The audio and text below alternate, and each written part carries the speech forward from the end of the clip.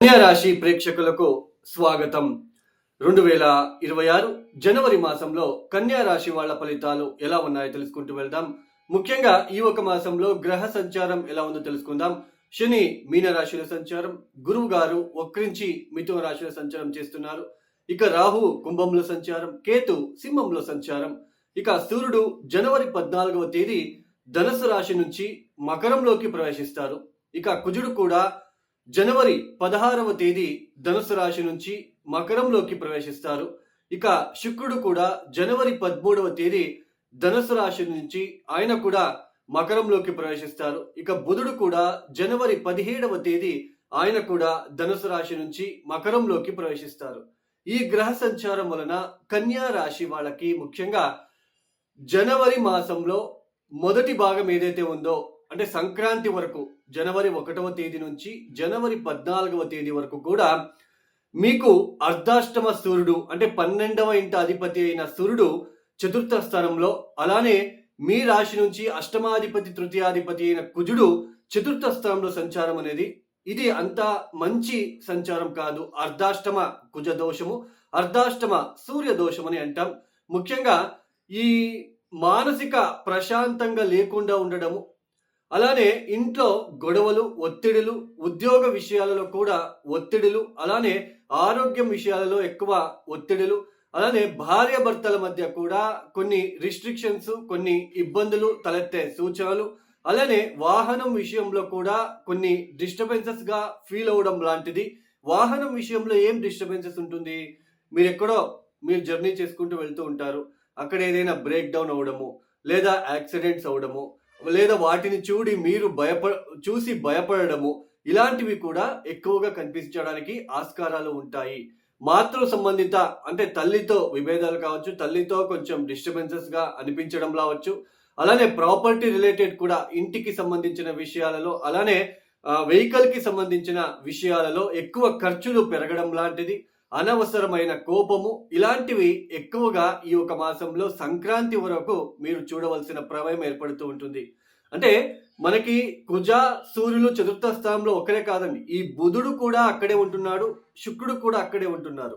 ముఖ్యంగా ఈ సూర్య కుజులు ఏదైతే చతుర్థ స్థానంలో సంచారం చేస్తున్నారో, ఈ శని దృష్టి కూడా పడుతూ ఉంటుంది ఈ సమయంలో. అలానే కుజుడు కూడా శనిని చూస్తూ ఉంటాడు.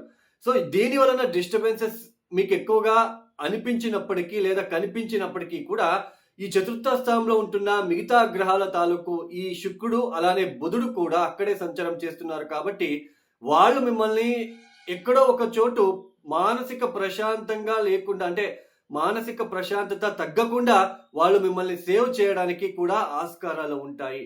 ఒక పక్క ఇబ్బందులు వచ్చినప్పటికీ ఇంకొక పక్క మీకు ఆ ఇబ్బందుల్ని ఎలా తప్పించుకోవాలి, ఆ ఇబ్బందుల నుంచి ఎలా తప్పించుకోవాలి, ఎలా తగ్గించుకోవాలి, ఆ మానసిక ఒత్తిడిలు ఎలా మనము ఎక్కువ అవ్వకుండా చూసుకోవాలి అనే ఒక మీకు తెలివితేటల్ని కూడా ఆ శుక్రుడు కూడా ఇస్తాడు. అంటే కన్యా రాశికి నవమాధిపతి అయిన శుక్రుడు యోగకారకుడు, ఆయన చతుర్థ స్థానంలో గోచారంలో సంచారం చేయడం అనేది ఒక పక్క వెహికల్ రిలేటెడ్ ఏదైనా డిస్టర్బెన్స్ వచ్చినా వీళ్ళు ఆ శుక్రుడు కొంచెం ఆ డిస్టర్బెన్సెస్ తగ్గించడానికి చూస్తారు. సో ఇలాంటి సిచ్యుయేషన్ వాళ్ళు ఇబ్బందులు పెడితే వీళ్ళు దాన్ని తగ్గించడానికి చూస్తారు. అంటే మిశ్రమ ఫలితాలు, ఒక పక్క ఇబ్బందులు, ఒక పక్క వాళ్ళు ఆ ఇబ్బందులు తగ్గించడానికి చూస్తారు అని అర్థం. మొత్తానికి ఆరోగ్యపరమైన విషయాల్లో కూడా కొంచెం ఉద్యోగపరమైన విషయాలలో కూడా డిస్టర్బెన్సెస్, సినిమా రంగంలో కావచ్చు, హోటల్ బిజినెస్ కావచ్చు, అది ఏ బిజినెస్ అయినా తీసుకోండి, అది ఎస్పెషల్లీ డ్రైవర్స్, వెహికల్ రిలేటెడ్ ఎవరైతే డ్రైవింగ్ ఫీల్డ్ లో ఉంటున్నారో వాళ్ళు ఈ సమయంలో చాలా జాగ్రత్తలు తీసుకోండి. అలానే ఈ జనవరి, ఫిబ్రవరి, మార్చ్ మాసంలో కూడా ఎక్కువ అగ్ని ప్రమాదాలు, అలానే ఎక్కువ యాక్సిడెంట్స్ అయ్యే సూచనలు ఉంటాయి. ఎందుకంటే కుజుడు బుధుడు ఇద్దరు కూడా కలిసి సంచారం చేస్తూ ఉంటారు కాబట్టి యాక్సిడెంట్స్ అవడం ఎక్కువగా ఉంటాయి. సో అలానే ఎలక్ట్రిక్ అవఘడలు జరిగే సూచనలు కూడా ఉంటాయి, కొంచెం జాగ్రత్తలు తీసుకోండి. అలానే ఈ జనవరి సంక్రాంతి తర్వాత 14వ తేదీ తర్వాత పంచమానికి వెళ్తారు. ఒక గ్రహమే, ఫస్ట్ శుక్రుడు వెళ్తాడు, తర్వాత సూర్యుడు, తర్వాత కుజుడు, తర్వాత బుధుడు. అంటే 4 గ్రహాలు కూడా మనకి పంచమ స్థానంలో ఉండడం అనేది, ఇక్కడ కూడా చూడండి అష్టమాధిపతి పంచమ స్థానంలో ఎగ్జాల్టెడ్ గా ఉండడము, నేను చేసిందే కరెక్ట్ అనే ధోరణిలో ఉంటారు. నేను చేసిందే కరెక్ట్, నేను ఏది రూట్లో వెళ్తున్నానో అదే కరెక్ట్, ఇలాంటివి ఎక్కువగా ఉంటాయి. అనవసరమైన ఇన్వెస్ట్మెంట్ మానుకోండి. బిజినెస్ ఎక్స్పాన్షన్ వద్దు ఈ సమయంలో. అలానే ఏ వ్యాపారమైనా సరే, అది ఏ వ్యాపారమైనా సరే, మీరు చిన్న వ్యాపారం కావచ్చు, పెద్ద వ్యాపారం కావచ్చు, ఎక్స్పాన్షన్ చేయకుండా ఉండడానికి ప్రయత్నం చేయండి. అంటే విస్తరణ చేసుకోవాలి, ఇంకా ఇన్వెస్ట్మెంట్ చేయాలి, ఇలాంటివి ఎక్కువగా ఆలోచన వచ్చే సూచనలు ఉంటాయి. అలానే నేను ఫోన్లో ఏందో వచ్చి ఒక మెసేజ్ వచ్చిందండి, దాన్ని ప్రెస్ చేసేసాను, డబ్బు కట్ అయిపోయింది అని అంటూ ఉంటారు. ఇలాంటి సిచ్యుయేషన్, ఇలాంటి గ్రహ స్థితులు పంచమ స్థానంలో వచ్చినప్పుడే మనకు తెలియకుండానే మనము తప్పులు చేసే ఒక సిచ్యుయేషన్ అక్కడ మీకు వస్తుంది కాబట్టి, సో కొంచెం జాగ్రత్తలు తీసుకోండి. అనవసరమైన ఇన్వెస్ట్మెంట్ చేయడము, లేదా ఈ షేర్ మార్కెట్లో అలా జూజాడము, ఆన్లైన్లో బెట్టింగ్లు కట్టడం, ఇలాంటివన్నీ ఆపేస్తే మంచిది. లేదంటే ఇబ్బందులు కొని తెచ్చుకునే వాళ్ళు అవుతారు. కొంచెం జాగ్రత్తలు తీసుకోండి. అలానే ప్రేమికులకు, ఎవరైతే ప్రేమించుకుంటూ ఉంటారో వాళ్ళు మోసపోయే సూచనలు కూడా ఉంటాయి. కొంచెం జాగ్రత్తగా ఉండండి.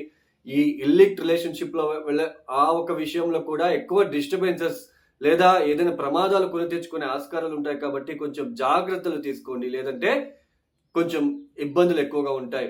వృత్తి వ్యాపారాల్లో కూడా కొన్ని ఆటంకాలు, కొన్ని ఇబ్బందులే ఎక్కువగా ఉంటాయి. అలానే ప్రాపర్టీ రిలేటెడ్, నేను అప్పుడే చెప్పినట్టు ఏదైనా ప్రాపర్టీ రావాలి, ఇంకా అవ్వట్లేదు పని, దాంట్లో ఇంకా డిలే అవుతూనే వెళ్తూ ఉంటుంది. వృథా కోపము, తాపము, ఈ ఇంట్లో వాళ్ళతో ఇబ్బందులు, గొడవలు, తల్లి తరపున ప్రాపర్టీ కావచ్చు, తండ్రి తరపున ప్రాపర్టీ కావచ్చు, రావడానికి డిస్టర్బెన్సెస్, ఇలాంటివన్నీ ఎక్కువగా ఉండే సూచనలు ఉంటాయి. కాబట్టి తస్మాత్ జాగ్రత్తగా ఉండే ప్రయత్నం చేసుకుంటూ, ఈ కన్యా రాశి వాళ్ళు తప్పనిసరిగా ఈ గోధుమలతో చేసిన వంటకాలని సాయంత్రం పూట కుక్కలకు లేదా ఏదైనా ప్రాణులకు మీరు తినిపించే ప్రయత్నాలు చేసుకోండి. అలానే నిత్యం కాలభైరవ ఆరాధన ఎంత చేస్తారో మీకు అంత మంచిది.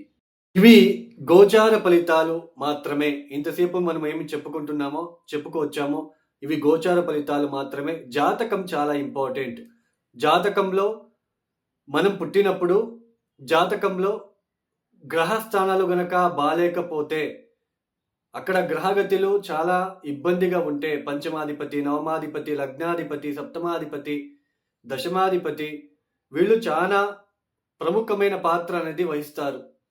వీళ్ళు గనక బలహీనంగా ఉండి, అష్టకవర్గ బిందువులు గనక వాళ్ళు దశమ స్థానంలోకి లేదా పంచమ స్థానంలోన ఎక్కువ అష్టకవర్గ బిందువులు లేకుండా ఒక 20-25 పాయింట్స్ గనక ఇచ్చి ఉంటే వాళ్ళకి చాలా ఇబ్బందులు ఉంటాయండి. వాళ్ళ జీవిత కాలంలో కొంచెం ఇబ్బందులు పడుతూనే వెళ్ళాలి. మెయిన్ దశమ స్థానం, ఉద్యోగ విషయాల్లో ఇబ్బందులు పడుతున్నారు ఒక వ్యక్తి అంటే దశమ స్థానం బలహీనంగా ఉంటుంది అని అర్థం. వాళ్ళ జాతకరీత్యా దశమాధిపతి ఎవరు, ఆ దశమాధిపతి ఎక్కడున్నాడు, D10 చార్ట్లో దశమాధిపతి ఎక్కడున్నాడు, సో మళ్ళీ D10 చార్ట్లో ఏ లగ్నం ఏర్పడింది, ఇవన్నీ చాలా ప్రముఖమైన పాత్ర అనేది వహిస్తుంది. అలానే మనం పెళ్ళిళ్ళు చేసుకుంటున్నాం, అసలు జాతకాలు మ్యాచ్ చేసుకోకుండా చేసుకుంటున్నాం. చాలా మంది ఏమైపోయింది అంటే పేరు బలాలు మాత్రమే చేస్తున్నారు. అందులోన పేరు చేంజ్ చేయడం అనేది కూడా చేస్తున్నారు. ఇవన్నీ చేస్తే పేరు చేంజ్ చేయగానే అవి సరిపోతుందా? మీరే తలరాతని మార్చగలమా? మీరే ఆలోచించండి. సో జాతకరీత్యా ఉన్న ఇద్దరికి ఉన్న అక్కడ దోషాలు ఏమున్నాయి, సప్తమాధిపతి ఎలా ఉన్నాడు, బిఫోర్ మ్యారేజ్ ఏ పరిహారాలు చేసుకుంటే కొంచెం రిలీఫ్గా ఉంటుంది, అది ఆలోచించాలి.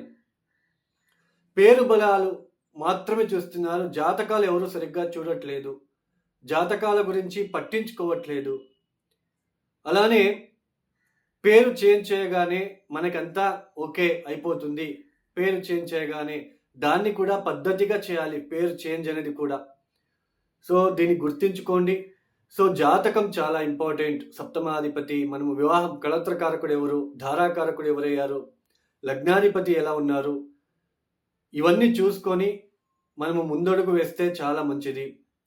అలానే ఈ 2026వ సంవత్సరంలో జనవరి, ఫిబ్రవరి, మార్చ్, ఈ 3-4 మాసాలు, ఏప్రిల్ వరకు కూడా ఎక్కువ వాహన అపఘాతాలు అయ్యే సూచనలు, కెమికల్కి సంబంధించిన కెమికల్ ఫ్యాక్టరీలలో ఏదైనా ఎక్స్ప్లోజన్ జరిగే సూచనలు కూడా ఉండబోతుంది. అగ్ని దురంతాలు ఎక్కువ అవుతాయి. ఎందుకంటే కుజ బుధులు ఇద్దరు కూడా నియరెస్ట్గా సంచారం చేస్తూ ఉన్నారు, క్లోజ్ డిగ్రీలో సంచారం చేస్తున్నారు. కాబట్టి కొంచెం అగ్ని ప్రమాదాలు, కరెంటుకి సంబంధించిన పవర్కి సంబంధించిన విషయం, ఎలక్ట్రిక్ పవర్కి సంబంధించిన విషయాల్లో పనిచేసే వాళ్ళు, డ్రైవర్ వృత్తిలో ఉన్నవాళ్ళు చాలా జాగ్రత్తగా మీరు ఉండడానికి ప్రయత్నాలు చేసుకోండి. లేదంటే వాహన ప్రమాదాలు ఇలాగే ఎక్కువ అయ్యే సూచనలు, అగ్ని ప్రమాదాలు ఎక్కువగా ఉంటాయి 2026 ఏప్రిల్ వరకు కూడా. కొంచెం జాగ్రత్తలు తీసుకుంటే మంచిది. వాళ్ళ జాతకరీత్యా చూసుకొని ప్రతిరోజు మృత్యుంజయ మంత్రాలని పఠించుకుంటూ ప్రతిరోజు కూడా నిత్యం కూడా దేవతా ఆరాధన చేస్తూ కొంచెం భయంతో రోడ్డు పైన ఎక్కడానికి ప్రయత్నం చేయండి. అలానే రాత్రిపూట ప్రయాణాన్ని తప్పించండి. ఎవరైతే ఈ వీడియోని చూస్తున్నారో లైక్ చేయండి, షేర్ చేయండి, సబ్స్క్రైబ్ చేసుకోండి. అలానే ఎవరికైనా ఆస్ట్రాలజీ కన్సల్టేషన్ కావాలనుకుంటే డిస్ప్లే అవుతున్న నంబర్కి నేరుగా కాల్ చేయండి. సర్వే జనం సుఖినో భవంతు. ధన్యవాదములు. జై శ్రీరామ్.